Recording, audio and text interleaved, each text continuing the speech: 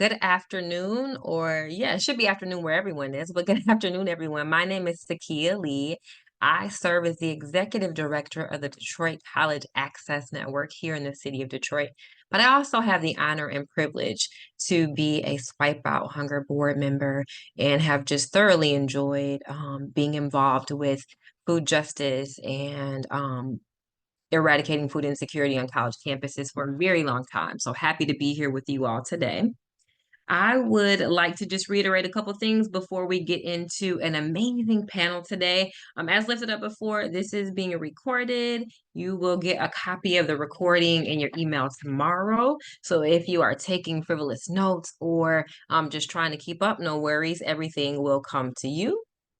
And yeah, we'll go ahead and get into the agenda of today and go over some important information about how students can be involved with Swipe and then kick it off with our panel. So the agenda for today, we are going to highlight student leadership opportunities at Swipe. So hopefully some of you are already involved in those, or you will have the opportunity to get involved. Then we're going to get into a panel with some amazing student leaders, one of which I have had the opportunity to meet in person. And then we'll get into a Q&A. So hopefully you have some questions that come up as we go along through this time that we have together today.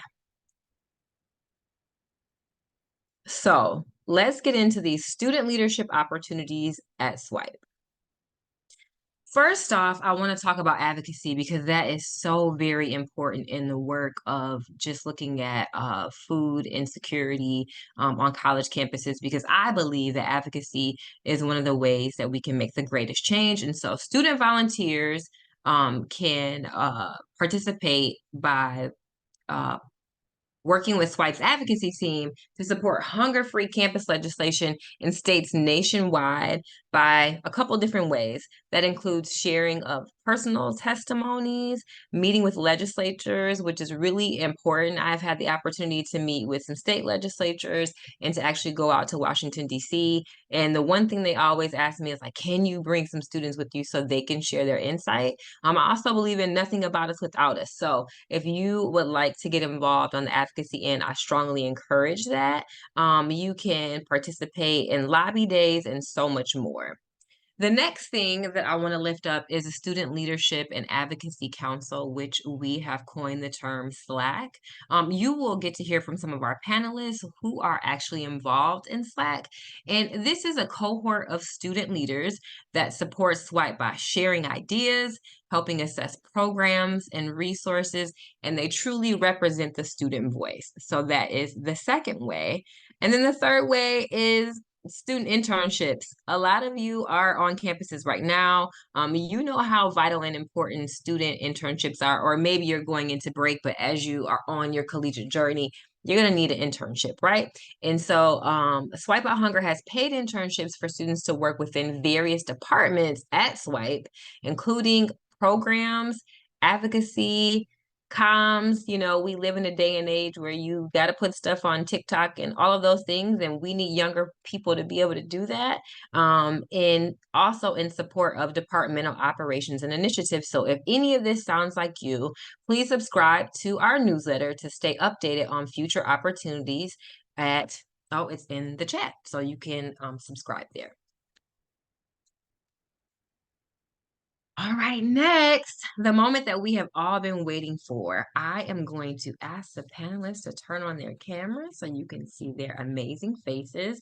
And I will actually start with Maddie to go for an introduction. And Maddie, you can just popcorn it to any of the other panelists from there. And then we'll get into some awesome questions.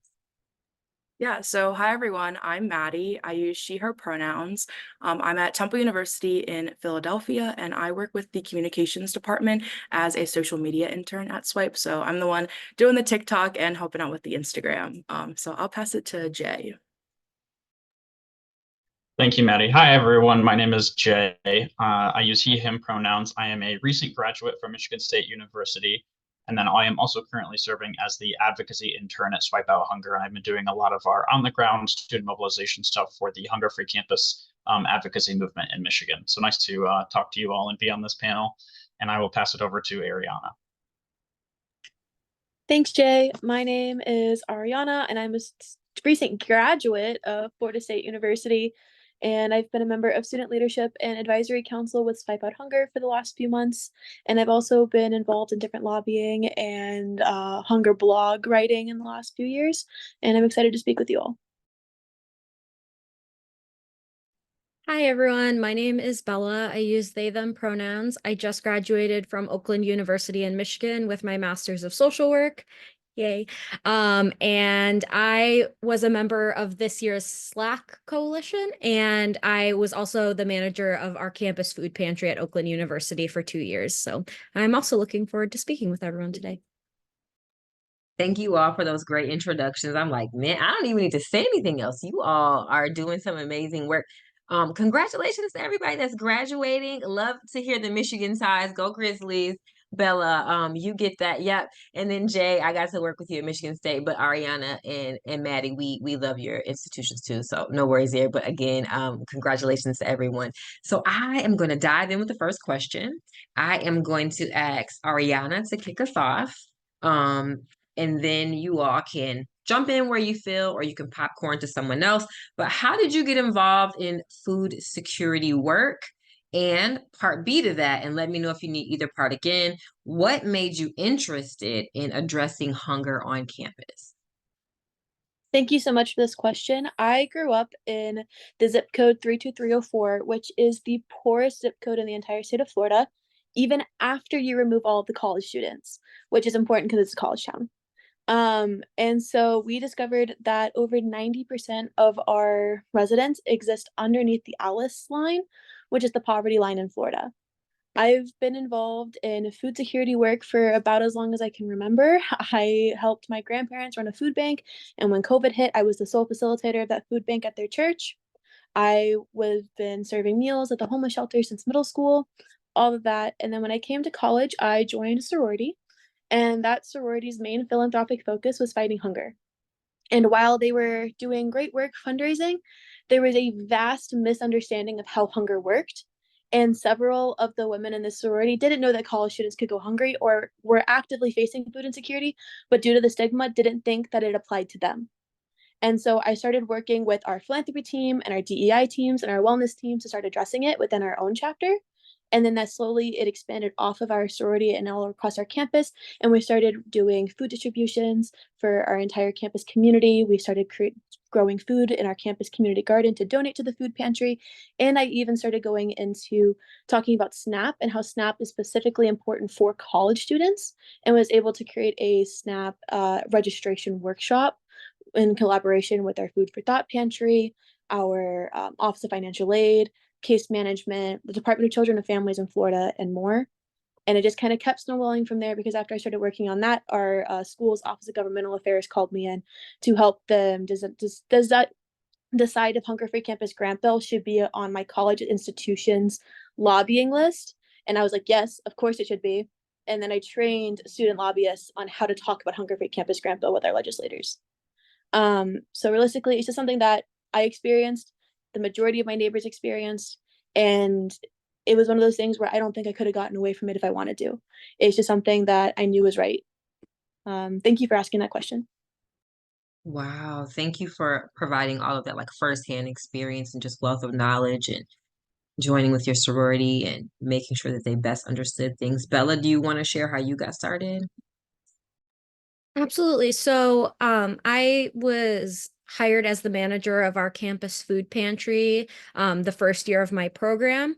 It was founded in 2018, so it was still relatively new when I joined in 2022. It was pretty new, but we were trying to get it up off the ground. I was lucky enough that it could be a graduate assistant position for me in my second year, so I was able to really get more time to work with it.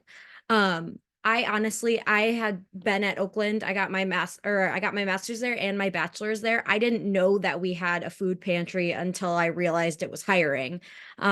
So once I knew it was hiring, I stepped in and took over from the person who had done it before me. It was a lot of getting on the ground and just making things happen on my own, because the transition didn't work out quite smoothly. But I was able to step in and really make some big changes. We got a fridge in the pantry thanks to a grant from Swipe, another grant for stocking the pantry as well. But yeah, my story is a little bit different. I also didn't know college food insecurity was such a unique issue. I knew it existed because there's that tale of, oh, I survived in college off of ramen noodles. And it wasn't until I realized we have a food pantry that that's not something we should be bragging about, that we made it through high school on less than nutritious food. So I didn't really have a great understanding of it until I stepped into the pantry and I saw it happening firsthand and was interacting with students. Oakland is a unique campus because it's such a commuter campus with a lot of international students, and not as much on-campus traditional student presence. So I had a really unique experience getting to see what different people were going through and how we could best support them. Thank you for that. Jay, do you want to share next? Yeah, for sure. So my story, I like to say that I kind of got involved in this by accident. So just for some context, I started college in 2020, so my freshman year was completely virtual. So when I came to campus my sophomore year, the following year, I didn't really have like a great sense of community. I didn't really have like a ton of people that I was well connected with, or like kind of movements that I was well plugged into. So I would say that I got very lucky in that two of my classmates um, in my grade, they saw the issue of food insecurity on our own campus after they took a class about global and food insecurity, and they really wanted to do something about that. So they started an organization on campus called the Spartan Food Security Council to address that problem. And I kind of joined on a limb, not really knowing anything about food insecurity or kind of the effects of that, especially for students. Like that was something that just hadn't really even occurred to me before. So I kind of joined on a limb, like I have nothing else going on. I don't know anybody. I don't really have a community. So I'll join this and kind of see what happens. Um, and food insecurity for me, I grew up in like a household with low income and I had parents that relied on SNAP. So it was something that I was kind of aware of, but never really something that I had to like confront on my own.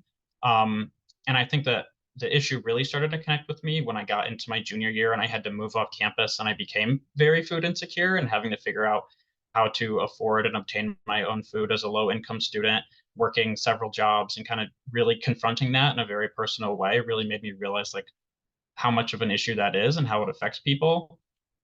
And I think also, along with that, and the work that I was doing in the position that I was in, I was hearing so many different perspectives of students who were also facing food insecurity, but for completely different reasons than I was. They were international students, student parents, just all these different kinds of groups of people who were experiencing it for completely different reasons than I was. And I really think that college students as a group face the most unique challenges. Bella was just mentioning that, like the most unique challenges when it comes to food insecurity, and there's such a diverse range of reasons that people experience it that there's not really a one size fits all fix. Um, so I think that kind of like that personal aspect to it and having to like understand where so many people are coming from on this issue, that was really interesting to me and has kind of kept me engaged with the issue because there's so many things to be learning all the time or things to be contextualizing that just has really made this a thing that I feel like is worth pursuing. Thank you. And thank you for your transparency, Jay. Maddie, I'll have you close us out on this question. Yeah, so similar to Bella, food security work wasn't something I was like originally interested in. But then last January, I saw that Temple's Food Pantry, the Cherry Pantry, was looking for volunteers. And I had done a lot of volunteer work throughout high school. It was something I wanted to do again, especially as just like a first year student trying to get involved with campus life. And I've been volunteering there ever since. But I think it was really the interactions with the different students who would come in that really taught me, this is an important resource that's on campus. And I started to kind of see the bigger picture that, other campuses were also dealing with food insecurity issues. So last December, when the social media intern position was opened, it was sent to all of the pantry volunteers. And for background, I'm a social media savvy person. I've always found an interest in that. And I thought it was kind of the perfect opportunity to kind of intersect two of my interests and also just learn more about food insecurity. So here I am as an intern, and it's been really great just kind of learning about the different advocacy efforts and utilizing social media and my comm skills to kind of address student hunger, not only at my own campus, but also like beyond that too. So Awesome. Thank you. And love the comm skills, Maddie. All right. Next, Bella, I'm going to have you kick us off with this question. What's something you learned from your experience as a student leader doing this work? Something that really sticks out to me of my experience over the past 2 years is the importance of persistence and resilience. I always knew that they mattered, but I didn't have a lot of experience utilizing those skills. So, for example, my campus was a very risk-averse campus. So when I wanted to bring a fridge on campus, they said, absolutely not. We're not doing that. No way. I didn't like that answer, so I figured out ways to find the better answer that I wanted. I had to call like the Michigan Department of Health and Human Services and the Department of Agriculture to figure out, are there really laws or restrictions on if campuses can have food, campus pantries can have fridges? And the answer was no, there are no restrictions. So I took that back to the university and said, hey, there's really no reason for us not to do that. And they gave in. But really just the importance of pushing and advocating for what needs to happen, even when you don't necessarily get an answer you like.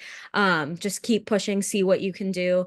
And that's a skill that I've really honed since working in the pantry and connecting with Swipe Out Hunger and other basic needs organizations, is I've really just found something I'm passionate enough about that I'm willing to fight the red tape and go through the backlash that may come from it. So I've just really honed my advocacy skills and my resilience against pushback. So it's been a great personal growth experience, as well as huge for getting stuff for the pantry at Oakland. Look, I love that you didn't say no for an answer and you were just really fearless. Oh, in my mind, I was like, who said no? But it doesn't matter because you didn't accept that. Maddie, I'll ask you to share next. Then Ariana and Jay, I'll have you close us out on this question. But Maddie, what's something you learned from your experience as a student leader during this work? So I think I've always been the kind of person that has like the idea that there needs to be big solutions for big issues like this, but in reality, there's a lot of small ways to help address student hunger. And I learned in a class a while ago about the concept of like everyday activism and just kind of doing things in your daily life that can make change on a larger scale. And that's really stuck with me, especially in this space. So things just like donating food and clothes or volunteering at a pantry once a week, or even just following organizations on Instagram like Swipe Out Hunger or your local food pantry and like reposting their content. All of those are small acts, but they can make a larger difference and they're contributing to the larger cause. And there's so many different like moving parts when it comes to addressing food insecurity. So I think it's important to kind of remember that those small things are just as important. And that can go for any issue like beyond food insecurity. So my perspective has definitely shifted to kind of like figuring out what can I do now to make a change, even if it's really small, because that small change is still as effective. Yeah, I love that everyday activism. I'm gonna have to borrow that. It makes it like bite size, like just things that you and I heard some things that I could do, so hopefully other folks did as well. Ariana, what about you? I wholeheartedly agree that everyday activism is important, and kind of just making sure that you know what is needed, having the facts, and representing things to people who may not have all the facts are all very important. But I think the biggest thing that I've learned is the importance of sustainability in all of your plans. And I don't mean in terms of like environmental sustainability, but rather that it's able to continue after you.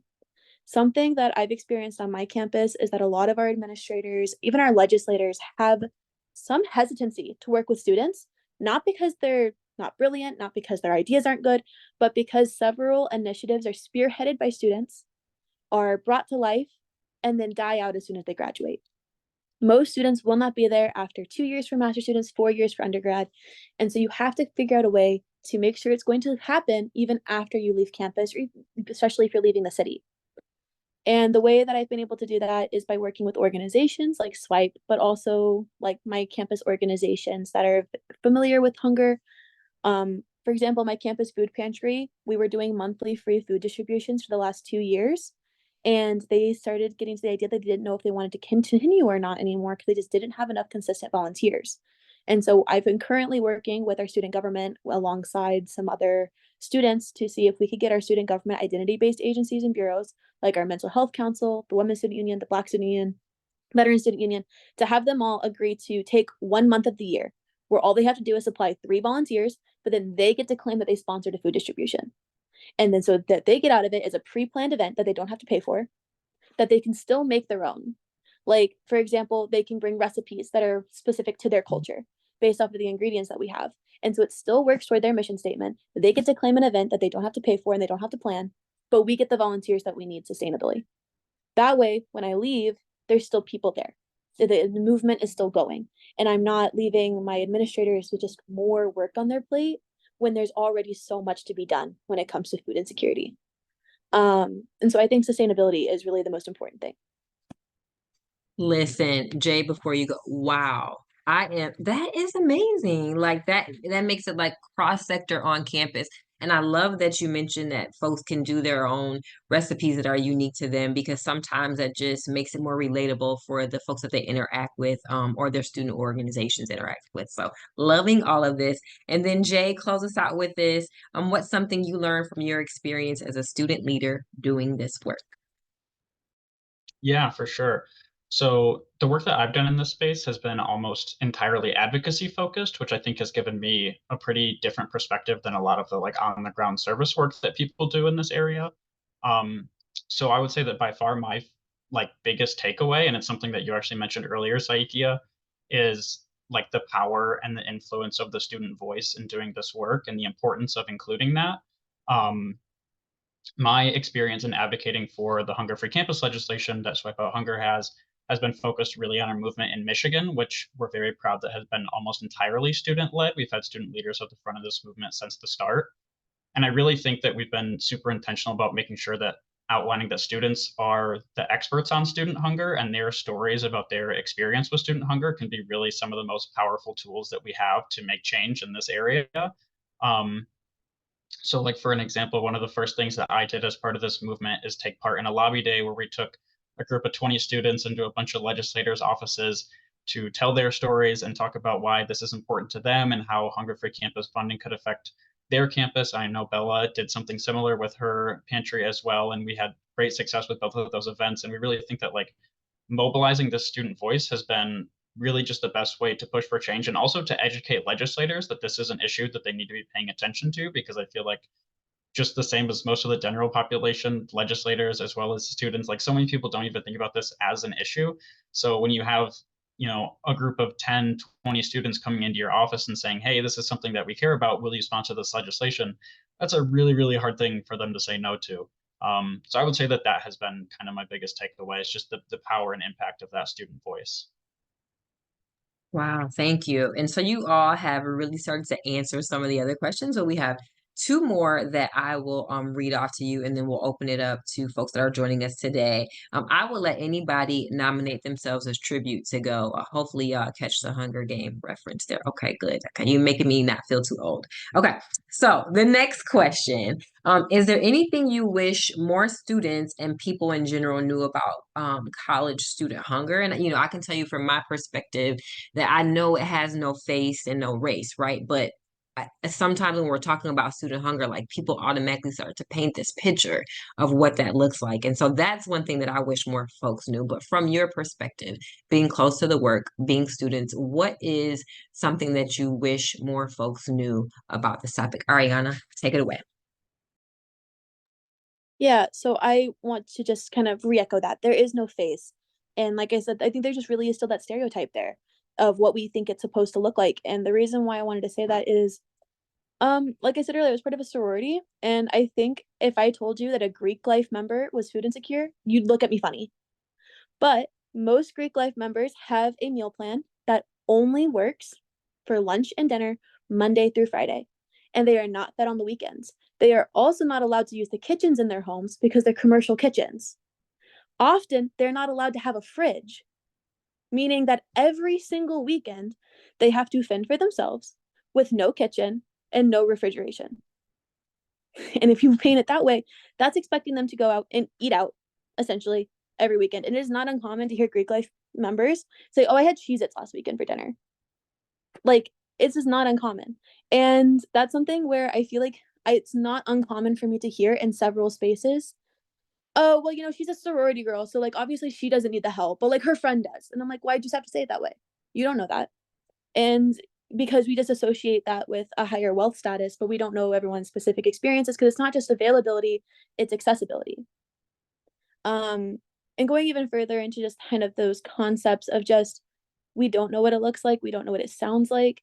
It's important, I think, for us to not use the word they when we talk about hunger.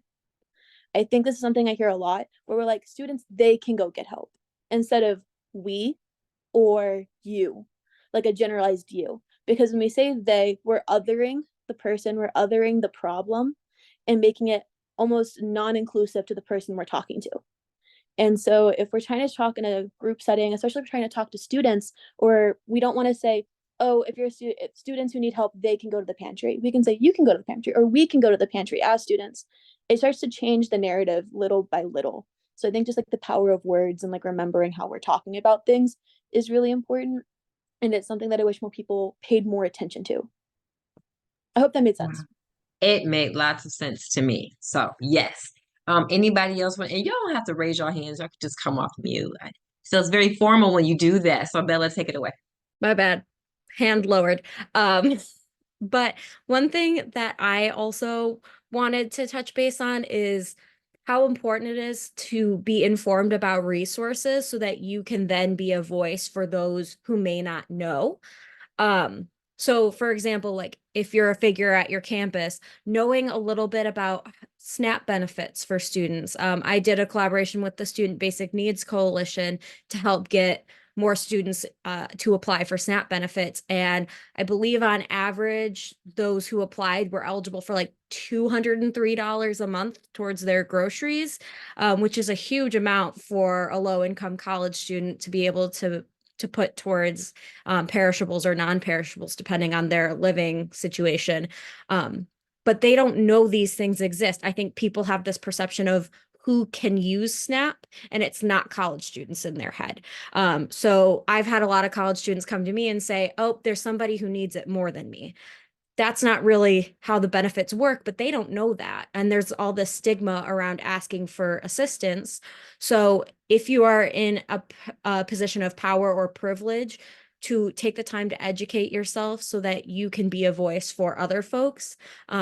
That's one thing I think would be a huge point I want to get across so that everybody knows, you know, the best ways to support other people. Get knowledge about what exists around you. If your campus doesn't have a food pantry, maybe learn a little bit about if there's a couple in the surrounding area. Just finding ways to support people, even if it's not directly. Thank you. Jay or Maddie, you want to add to this question? Is there anything you wish more students and people in general knew about college student hunger? Yeah, I would love to jump in on this. Oh, go ahead. Are you sure? Yeah, go ahead. Okay. I would say that like college student hunger, it intersects with so many other issues. So like it affects mental and physical health and academic performance and housing security and employment and social equity because marginalized groups are disproportionately affected by food insecurity. So I think it's just important to kind of not view it through like a single lens. And I think Jay said this earlier, like there's no one size fits all solution. You know, it's not a one-dimensional issue. It doesn't affect one type of person and there's not one solution that's going to fix it. There's so many layers to it. So I think just looking at it from more of like a broader perspective and kind of understanding where it intersects with all of these other different issues.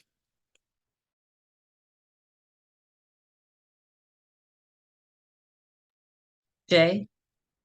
Yeah. So I think this is something that we've all kind of touched on a little bit, but I think it's really worth highlighting because I think it is really important and unique to the work that we do, is that I really wish people knew that students being food insecure is not the way that things are supposed to be. Like it really feels like the challenge in this work, like the biggest challenge is that in the anti-hunger space, students are really the only group of people where people expect them to be hungry and to eat poorly. Like that's what the expectation is, which is something that like you never really have to combat in any other spaces. So it's just kind of something that I think about a lot, that we have to be combating with that conversations of narrative and stigma, like it's all tied into that. And then we also hear arguments that people going through experiences like this are like building character, which is just such like an unfortunate and misguided argument, because we know that food insecurity is such a big cause of lack of student success. There are so many students that drop out of college or have suffering GPAs or having to work multiple jobs alongside of school just to provide for themselves. And I also think that these conversations about like building character are also completely ignorant of the fact that a large populations of students are not just providing for themselves, but also for other people and their families. Like there's a lot of students who are student parents, and these populations just really feel the impact of food insecurity even more intensely because of their situation. And then I think on the student side too, students are also coming to college with this expectation that they're supposed to be food insecure, which, like Bella was talking about, is causing them to not look into resources that are available to them. So there's so many food insecure students that are not receiving SNAP, are not taking advantage of food pantries or food banks, and are not even reaching out to people for help because they think they're just supposed to, eat Cheez-Its or ramen, or they're not supposed to, eat breakfast or skip every, other meal or something. And it's just really unfortunate that that is like what the narrative is, and something that I think we have to constantly keep in view, that like this is what people believe is the way that it's supposed to be, and we're fighting against that more than really anything else. Thank you all for answering that question. And Jay, you made me think about something as a leader of a college access network, just having the responsibility of as we prepare students for college, like letting them know like the expectation doesn't have to be low, that you should be living off of just one slice of pizza a day or Cheez-Its and ramen. And so I will personally take that back to the 58 high schools that I work with as we prepare students with. So thank you for lifting that up. And all of you, there are points that I can take back. We are going to get into the next question. I'm going to start with our recent graduates and then turn it over to those of you that are still in school. But Jay, I'll have you go first. How does your experience as a student leader in the anti-hunger movement relate to your future aspirations, goals, or career? Yeah, for sure. I really love doing this work. I love working in the student basic needs space, to the point where it never has really felt to me like I'm even doing work. Like it's never felt like, oh, I'm just clocking in for another shift. Like that's just not how it feels for me. I really just like love that I'm able to put my effort and my passion into something that will help people and stop them from struggling from things that I had to struggle with.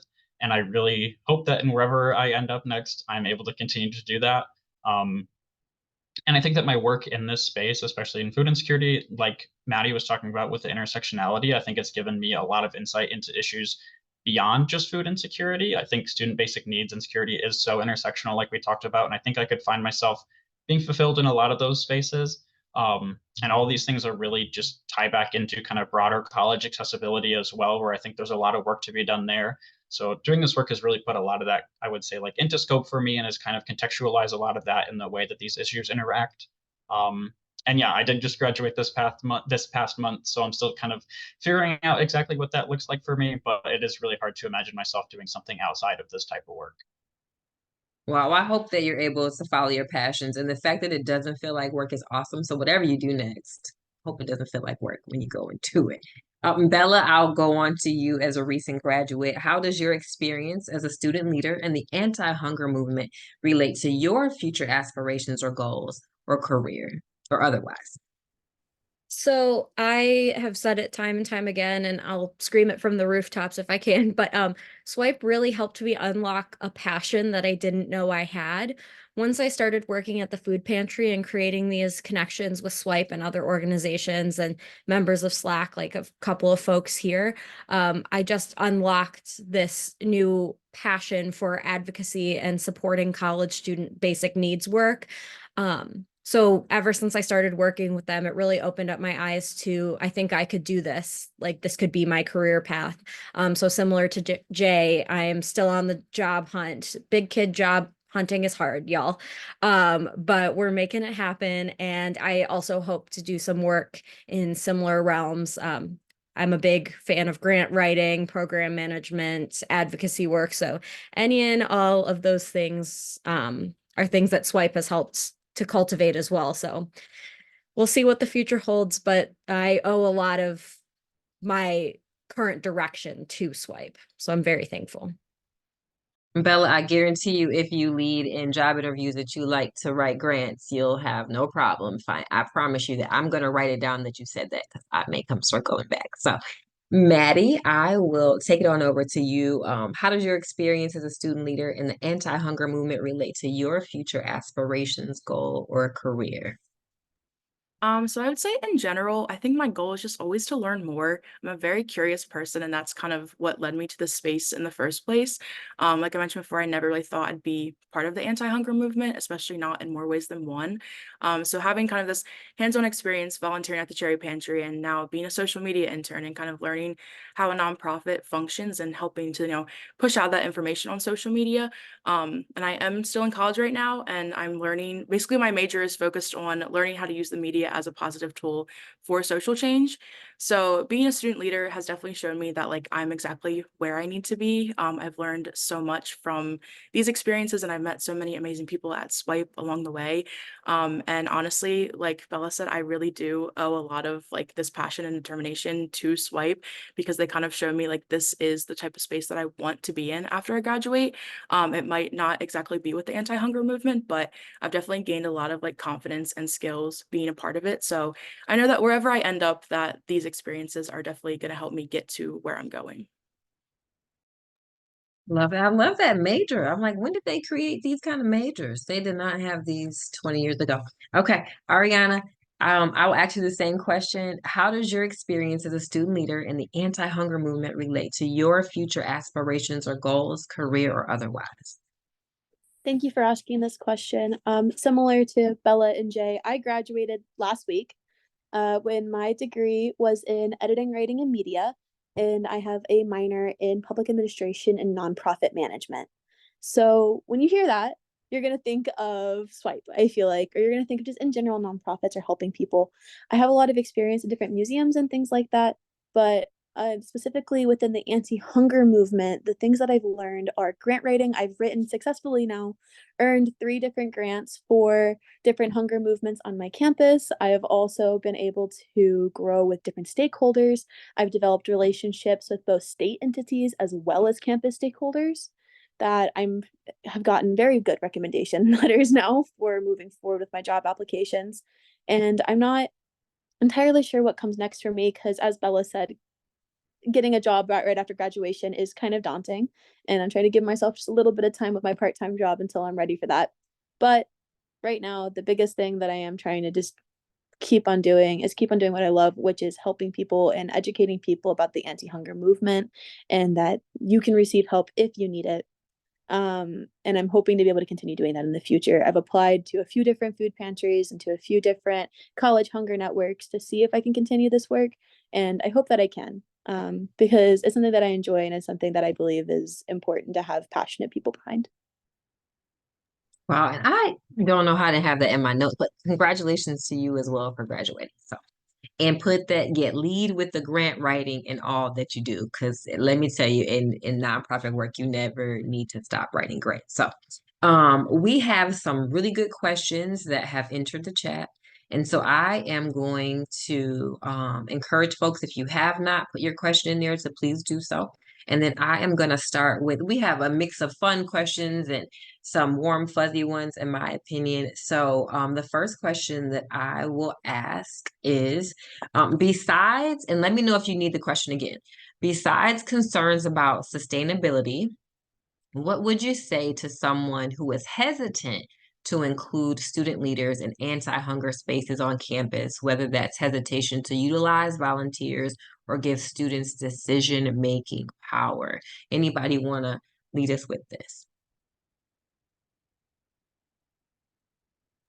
I would say there's no better people than those who are experiencing the issue to be involved in the conversation.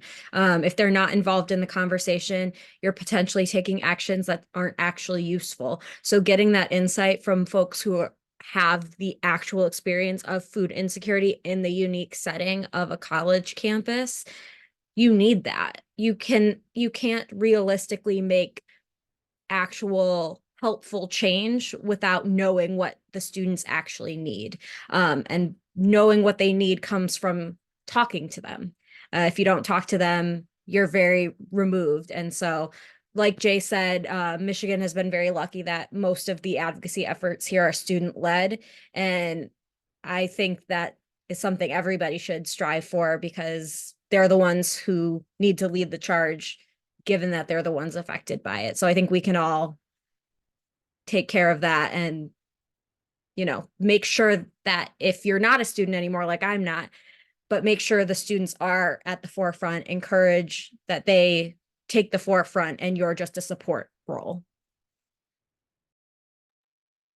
I Thank you. think, Ariana, go ahead. yeah, as I think something else too is I've discovered in like my experiences with hesitant administrators that they're typically disillusioned with students who are younger. And what I mean by that is a lot of freshmen come in very idealistic and not really understanding how a lot of processes and policies work. And so if you go in and you're like, we're going to end student hunger today, you just need to give me $1 million. Hold on, maybe calm down a second. Let's figure out what we're talking about. And I know a lot of administrators relate to that.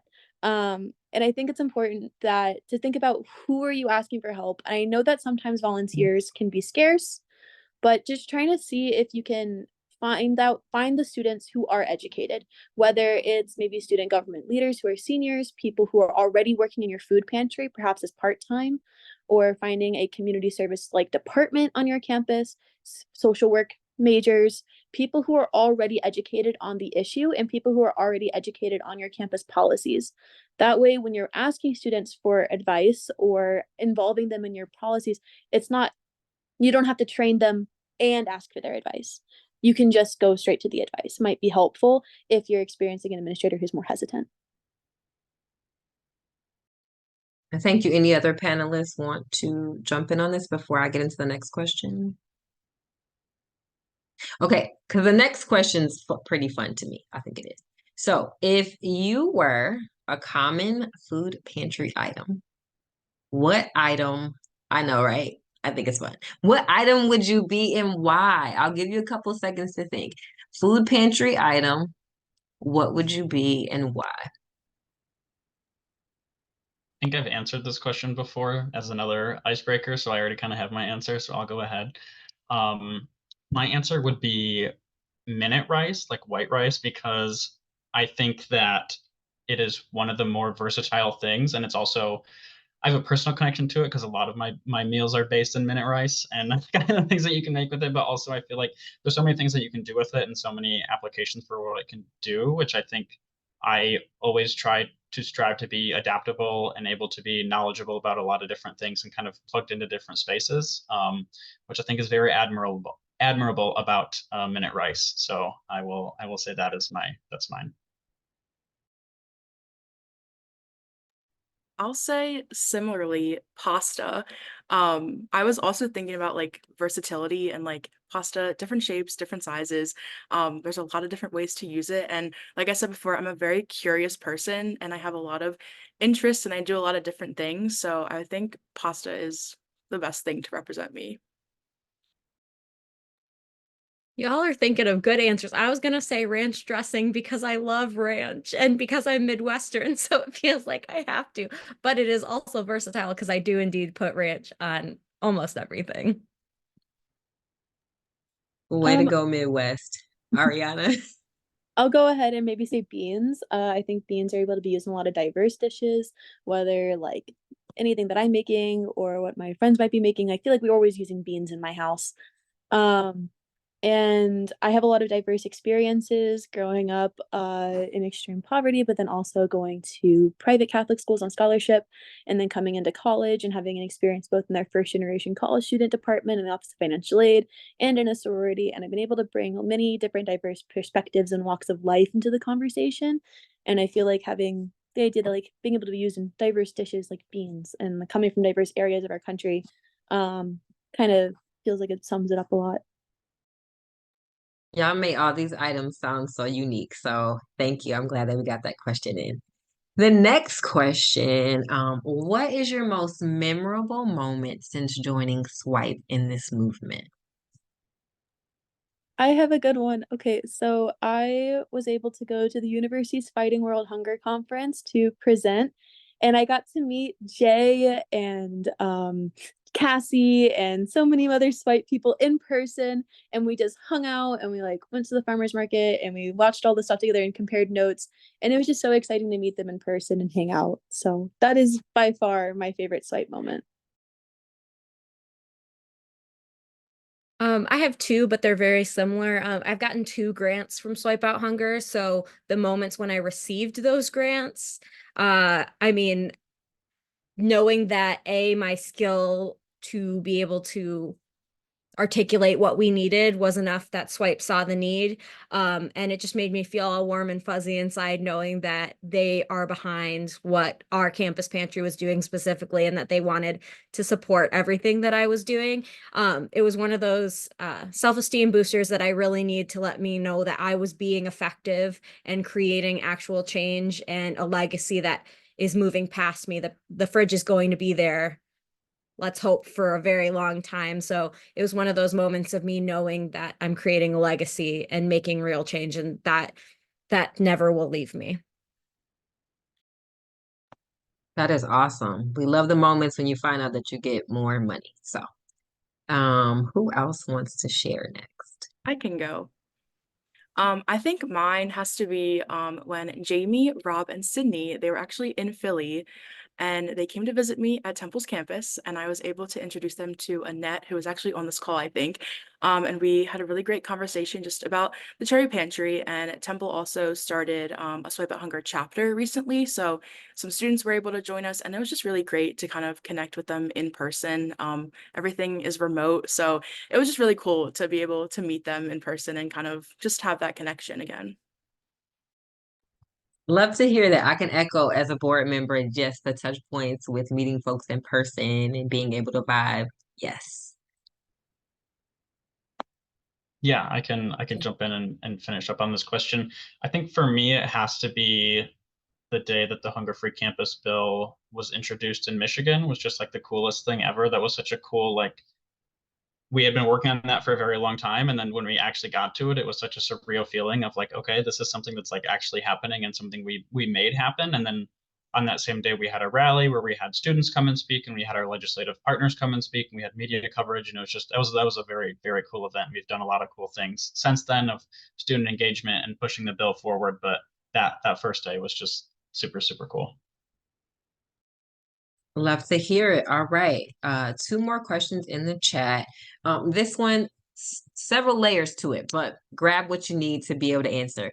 What is your experience with awareness about college student food insecurity among key stakeholder groups?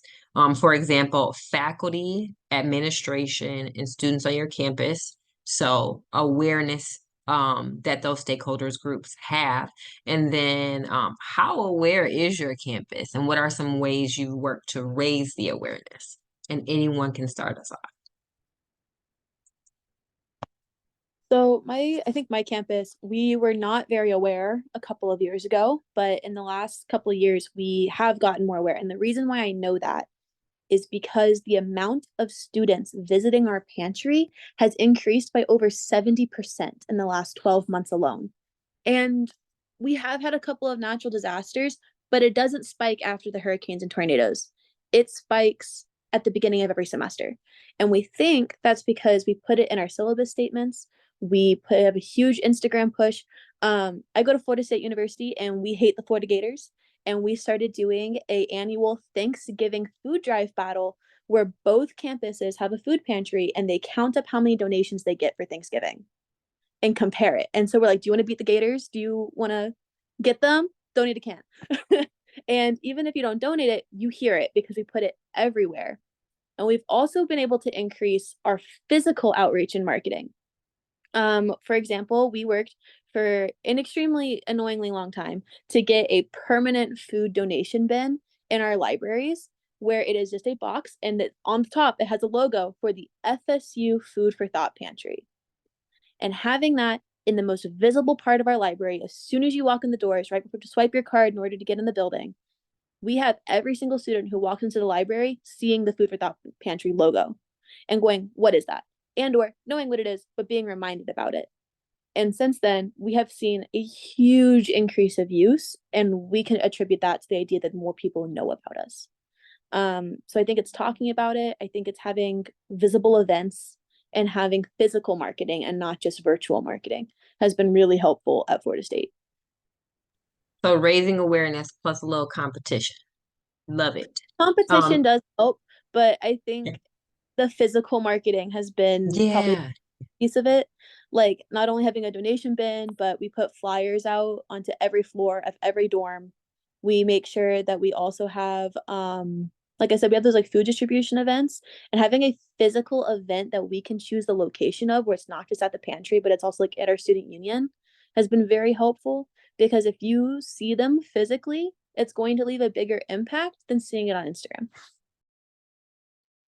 Love meeting myself. Anybody else want to share about awareness with stakeholder groups, faculty, administration, other students? Really quickly, I'll just touch base a little bit. I firmly believe that I could go to the top of the clock tower at our university and get a megaphone and scream that there's a food pantry and people still wouldn't know we're there. No matter what we do, there's always some segment of the population that doesn't know we exist, but it is getting better. Like Ariana said, we're seeing numbers increase. Like, for example, in 2019, when the pantry first had its full calendar year, I think we distributed 900 pounds of food. Last calendar year was almost 3,000. So we can see the increase over time. That's partially due to increased need, but also increased visibility. One thing that has really helped at OU is that a lot of the professors know and want to get involved. So they'll put forward to their classes. It's a lot of intro level classes that may need some community service.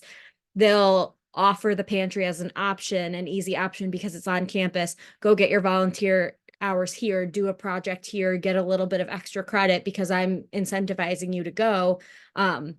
Which has led to several student volunteers becoming a very consistent presence in the pantry, as well as students who didn't know the pantry existed coming to shop there.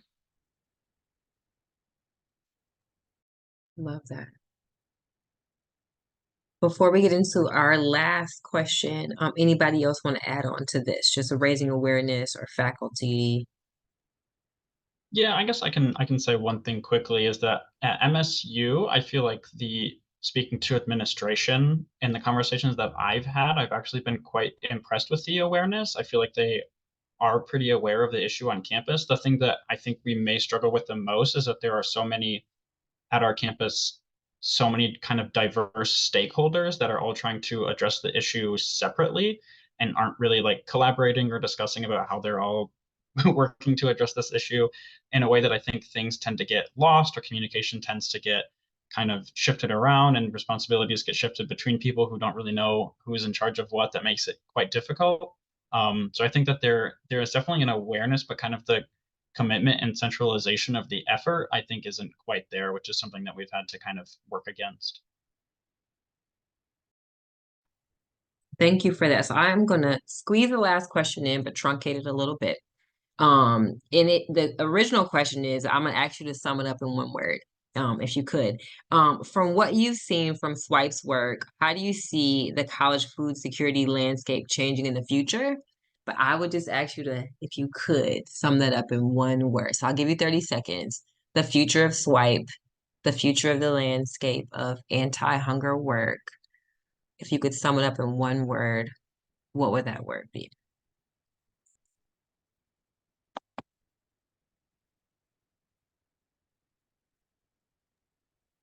Increase of nutrition. I love that. We'll take two words. No, I wasn't counting, but increase of nutrition. And that's very important. Jay? I will say for one word, I will say commitment. That's what I'm hoping for is commitment. I'll say unstoppable. I was gonna say commitment too, but I'll change it and I'll say determined. Love that. And we can, commitment times two, but determined. And thank you all for sharing not only that spur of the moment question, but your personal stories, just your advocacy, your passion. You all are truly change makers. And from me entering this space, a decade ago, just hearing about so many things that have changed and so many things that you all have been able to incorporate in your journey is very inspiring. And especially as a board member, like we don't get to interact with students all the time. And so just hearing you all today has been very moving for me. So I just appreciate you all. I want to thank everyone else for joining us. Thank you if you got to put a question in the chat. Thank you if you were engaged the entire time. If you just sat back and listened, we truly appreciate you being with here today. Ariana, Maddie, Jay, Bella, thank you. For myself, the entire Swipe board, and the staff, we truly appreciate you. Now, we want to make sure that you continue with this work and continue to follow us. You already heard that Maddie is the one behind the socials, right? So y'all need to go and check them out. Follow us on IG, TikTok, LinkedIn at that handle, Twitter or X now that it's called.